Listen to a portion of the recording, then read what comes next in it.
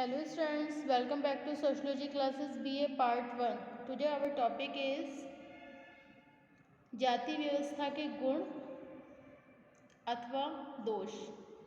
Okay, जाति व्यवस्था के गुण तथा दोष, merits and demerits of caste system. Okay student,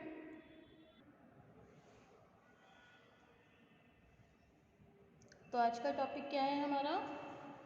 जाति व्यवस्था के गुण तथा दोष.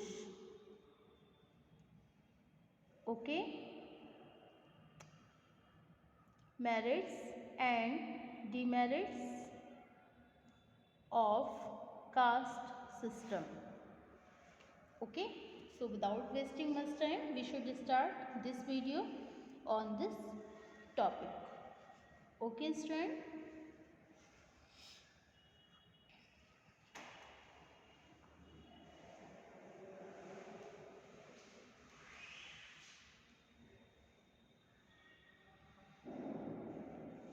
अपने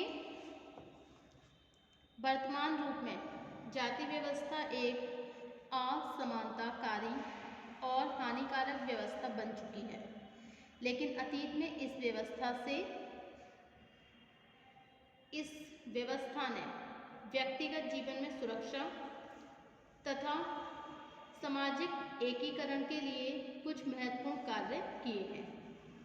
ओके, हट्टन ने अपनी पुस्तक कास्ट इन इंडिया में जाति के गुणों को इसके 3 कार्यों के द्वारा स्पष्ट किया है. ओके, नंबर 1 है व्यक्तिगत जीवन में जाति के कार्य, नंबर 2 है समुदाय के लिए जाति के कार्य, नंबर 3 है समाज और राज्य के लिए जाति के कार्य. ओके स्टूडेंट, व्यक्तिगत जीवन में जाति के कार्य. नंबर 1 पॉइंट, व्यक्तिगत जीवन में जाति सभी लोगों को एक विशेष सामाजिक स्थिति प्रदान करती है. जाति के द्वारा व्यक्ति के व्यवसाय, विवाह के नियम और सामाजिक संपर्क की प्रकृति निर्धारित कर देने से व्यक्ति का मानसिक जीवन सुरक्षित रहता है. आनुवंशिक व्यवसाय के कारण व्यक्ति के सामने बेरोजगारी की समस्या पैदा नहीं होती. जाति अपने विभिन्न संगठनों के द्वारा बेकारी, बीमारी, दुर्घटना तथा वृद्धावस्था जैसी दशाओं में व्यक्ति को सामाजिक सुरक्षा प्रदान करती है. जीवन को अनुशासित बनाने में भी इसका प्रमुख योगदान है. ओके, सेकंड पॉइंट है आपका समुदाय के लिए. समुदाय के लिए भी इस व्यवस्था ने अनेक उपयोगी कार्य किए हैं. इनमें रक्त की विशुद्धता को बनाए रखना, धार्मिक विश्वासों को सुदृढ़ बनाना तथा सांस्कृतिक विशेषताओं को एक पीढ़ी से दूसरी पीढ़ी को संचालित करना कुछ प्रमुख कार्य हैं. जातीय एकता को प्रोत्साहन देने और इस प्रकार व्यक्ति को अपने सामुदायिक जीवन को संगठित बनाने के लिए कुछ अवसर भी दिए जाते हैं, जिसमें जाति की भूमिका प्रमुख होती है. ओके, अनेक उत्सव, त्योहार, समारोह और प्रतियोगिताओं के द्वारा इस व्यवस्था के कारण व्यक्ति को अपनी जाति में ही स्वस्थ मनोरंजन की सुविधाएं प्राप्त होती हैं. ओके, नंबर 3 पॉइंट है समाज और राज्य के जीवन को संगठित बनाना.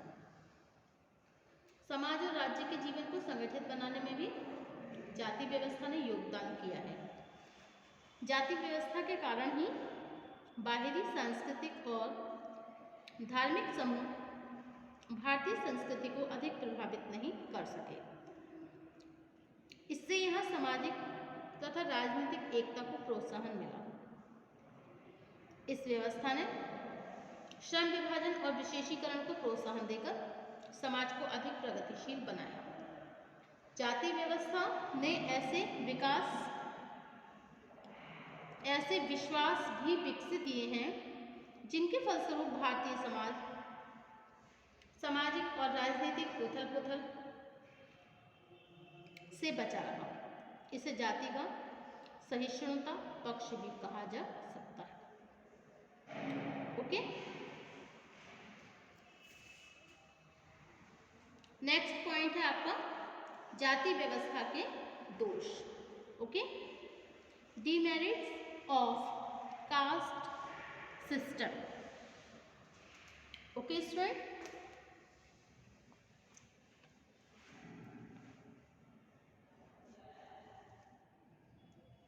जाति व्यवस्था के दोष, डिमेरिट्स ऑफ कास्ट सिस्टम।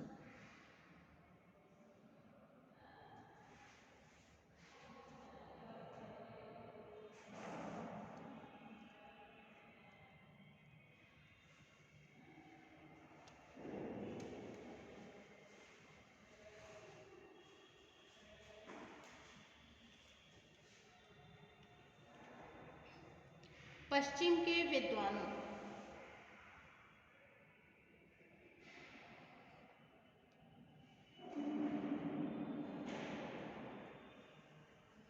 जैसे हट्टर और अब्बे डुब्बाई ने जाति व्यवस्था की मुक्त कंठ से केवल इसलिए प्रशंसा की है क्योंकि यह व्यवस्था उनके हित में थी। व्यावहारिक रूप से कोई भी निष्पक्ष व्यक्ति जाति व्यवस्था को एक उपयोगी संस्था नहीं कह सकता। नंबर 1 है सामाजिक क्षेत्र। ओके, सामाजिक क्षेत्र in the place of the social, मतलब सोशल प्लेस।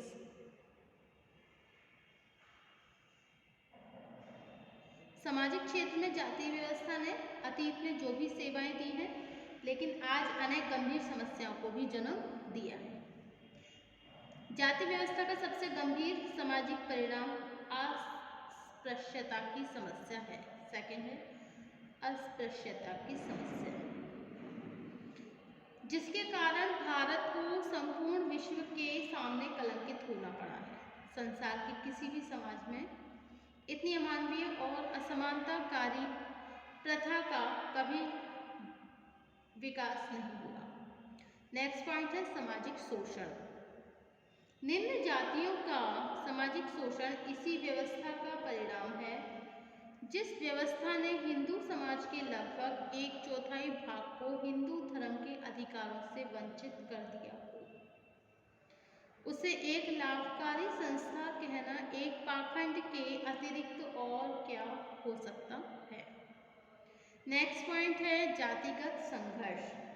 जाति व्यवस्था ने विभिन्न जाति समूहों के पारस्परिक विरोध में इतनी वृद्धि कर दी है कि आज जातिगत संघर्ष हमारे समाज की स्थायी विशेषता बनते जा रही है।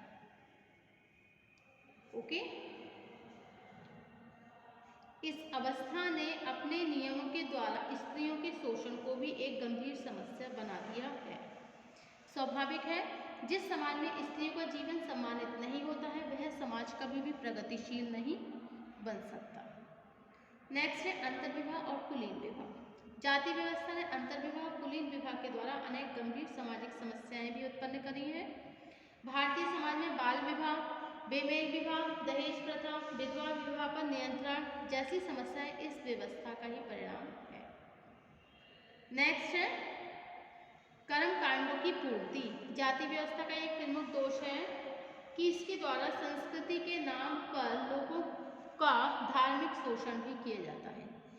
इस व्यवस्था ने कर्म कांडों की पूर्ति, प्रायश्चित के विधान, ब्राह्मण भोज तथा कुरीतियों के पालन को ही संस्कृति के अनिवार्य अंग के रूप में घोषित किया। इस संस्कृति का जैसे जैसे आगामी पीढ़ियों के लिए हस्तांतरण हुआ, लोगों का धार्मिक शोषण भी बढ़ता गया। नेक्स्ट पॉइंट है असमानताकारी सामाजिक संस्करण। देखिए, इस व्यवस्था का भी आधारभूत दोष है। इसका तात्पर्य यह है कि जाति व्यवस्था सामाजिक समानता, न्याय तथा स्वतंत्रता के सिद्धांतों के विरुद्ध है। नेक्स्ट है आर्थिक क्षेत्र, in the field of the economy. इसमें अनेक विद्वान श्रम विभाजन और विशेषीकरण के आधार पर जाति व्यवस्था को एक उपयोगी संस्था भी कहते हैं। वास्तव में इस व्यवस्था ने हमारे आर्थिक विकास में अनेक समस्याएं उत्पन्न की हैं। नंबर 1, सर्वप्रथम जाति व्यवस्था प्रत्येक जाति के व्यवसायों को जन्म से ही निर्धारित कर देती है। इसके फलस्वरूप व्यक्ति अपनी रुचि और योग्यता का समुचित उपयोग नहीं कर पाता है। इससे उसकी आर्थिक कुशलता में हिरास होने लगता है। नेक्स्ट है अनुत्पादक वर्ग का निर्माण। इस व्यवस्था ने कर्मकांडों और कुरीतियों को प्रोत्साहन देकर समाज में एक बड़े अनुत्पादक वर्ग का निर्माण किया, जो अनावश्यक कर्मकांडों को पूरा करने और धर्म के नाम पर भिक्षावृत्ति के द्वारा अपना जीवन व्यतीत कर देता है। नेक्स्ट है संघर्षपूर्ण गुटों का निर्माण। विभिन्न औद्योगिक प्रतिष्ठानों में श्रमिक वर्ग जाति के आधार पर विभाजित होकर संघर्षपूर्ण गुटों का निर्माण करते हैं, जिसकी फलस्वरूप उत्पादन पर प्रतिकूल प्रभाव पड़ता है। नेक्स्ट है स्थानीय गतिशीलता। यह व्यवस्था व्यक्ति को स्थान परिवर्तन की अनुमति नहीं देती है। इससे स्थानीय गतिशीलता में बाधा पहुंचती है। नेक्स्ट है प्रौद्योगिक पिछड़ापन। भारत में अनेक लाभप्रद उद्योगों का विकास इस कारण नहीं हो सका कि बहुत से कार्यकुशल व्यक्ति चमड़े, हड्डी तथा उर्वरक पदार्थों से संबंधित व्यवसाय इसलिए नहीं करना चाहते कि जाति के नियमों के अनुसार इन्हें अपवित्र समझा जाता है। इनके फलस्वरूप हमारे समाज में एक ऐसी दशा उत्पन्न हुई है जिसे मैकाइवर ने प्रौद्योगिक पिछड़ापन, टेक्नोलॉजिकल लैग कहा है। ओके, नेक्स्ट है राजनीतिक क्षेत्र में जाति व्यवस्था से उत्पन्न हानियां सबसे अधिक गंभीर है। नंबर 1 है राष्ट्रीय एकता में बाधा। नंबर 2 प्रजातंत्र विरोधी। ओके, तो राष्ट्रीय एकता में बाधा, सर्वप्रथम इस व्यवस्था के कारण राष्ट्रीय एकता में भी बाधा उत्पन्न हुई। जाति व्यवस्था ने छुआछूत और ऊंच नीच की भावना को पैदा करके देश को एक दूसरे से पृथक हजारों गुटों में भी विभाजित कर दिया। बल्कि इसमें ही विभाजित नहीं किया, बल्कि इसी के कारण राष्ट्रीयता की भावना के विकास में भी बाधा उत्पन्न हुई। नेक्स्ट है जाति व्यवस्था प्रजातंत्र विरोधी। भारत में एक स्वतंत्र प्रजातांत्रिक व्यवस्था केवल इस कारण विकसित नहीं हो पाई कि अधिकांश व्यक्ति के व्यवहार आज भी जाति के नियमों और मान्यताओं से प्रभावित हैं। ओके, जाति के दुष्परिणाम को देखते हुए नर्मदेश्वर जी ने लिखा है, नर्मदेश्वर प्रसाद ने लिखा है कि भारतीय जनतंत्र वास्तव में एक जाति तंत्र है। Okay, so thank you for watching my YouTube channel. Thank you so much. मिलते हैं हम अपने नेक्स्ट टॉपिक में। Thank you.